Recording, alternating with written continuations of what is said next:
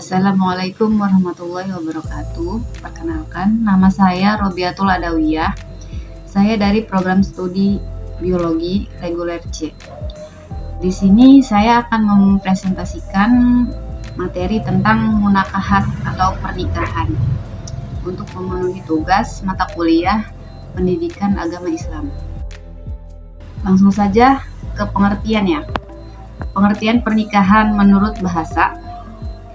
Kata nikah berasal dari bahasa Arab yang berarti al-jam'u atau yang artinya bertemu atau berkumpul. Sedangkan menurut istilah, pernikahan adalah suatu ikatan lahir batin antara seorang laki-laki dan perempuan untuk hidup bersama dalam suatu rumah tangga melalui akad yang dilakukan menurut hukum syariat Islam. Yang selanjutnya, tujuan menikah. Tujuan menikah itu yang pertama untuk memperoleh kebahagiaan dan ketenangan hidup atau sakinah. Yang kedua, untuk membina rasa cinta dan kasih sayang. Yang ketiga, untuk memenuhi kebutuhan biologis yang sah dan diridhai Allah Subhanahu wa taala. Yang keempat, untuk melaksanakan perintah Allah Subhanahu wa taala. Yang kelima, yaitu untuk mengikuti sunnah Rasulullah SAW. Dan yang terakhir, yaitu untuk memperoleh keturunan yang sah. Selanjutnya yaitu hukum nikah. Hukum nikah di sini ada 5. Yang pertama wajib, yang kedua sunnah, yang ketiga mubah, yang keempat makruh, dan yang kelima haram. Yang pertama wajib.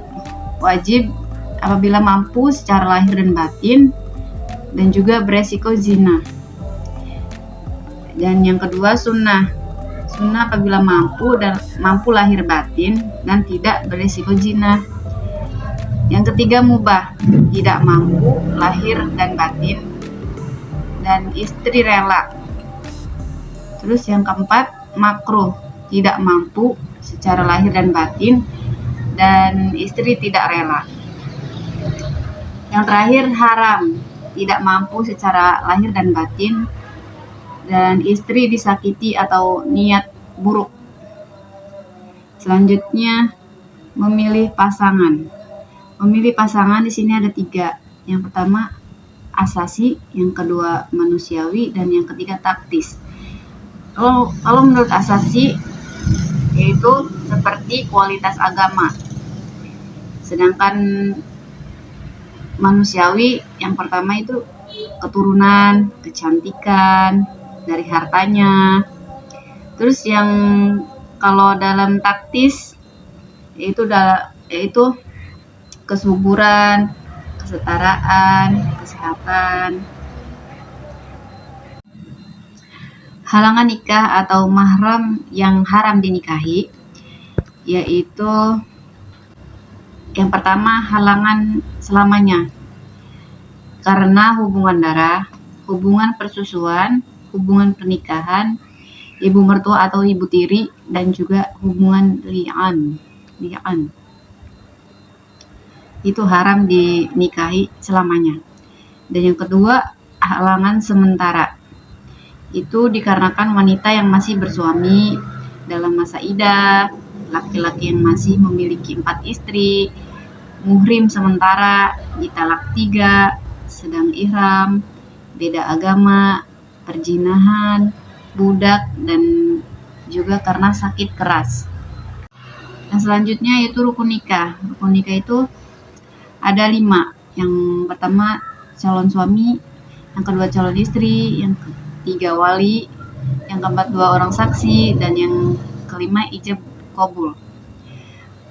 Adapun syarat untuk calon suami yang pertama yaitu beragama Islam, yang kedua atas kehendak sendiri, yang ketiga bukan muhrim dan juga tidak sedang ihram haji, benar-benar laki-laki dan diketahui identitasnya.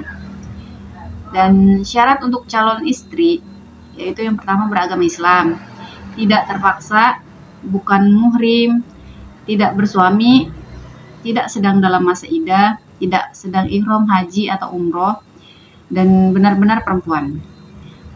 Terus Selanjutnya syarat wali. Yang pertama, mukallaf, Islam, dewasa, sehat, akal. Yang kedua, laki-laki merdeka. Yang ketiga, adil. Dan yang terakhir, tidak sedang ihram haji atau umroh.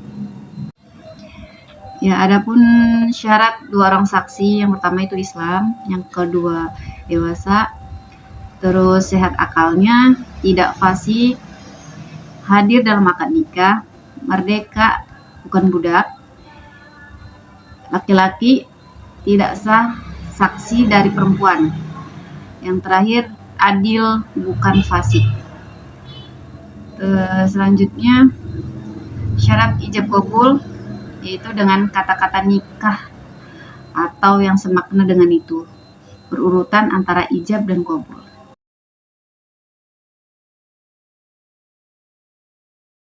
Jadi kesimpulannya, pernikahan adalah ikatan yang sah antara 2 orang yang memiliki tujuan untuk membangun kehidupan bersama yang harmonis dan bahagia. Pernikahan memiliki beberapa aspek penting. Yang pertama itu komitmen, yang kedua tanggung jawab, yang ketiga cinta dan kasih sayang. Dengan memahami pentingnya pernikahan, pasangan dapat membangun kehidupan bersama yang harmonis dan bahagia, serta menciptakan fondasi yang kuat untuk masa depan mereka. Mungkin itu saja yang dapat saya sampaikan, kurang lebihnya saya mohon maaf. Wabillahi taufiq wal hidayah. Assalamualaikum warahmatullahi wabarakatuh.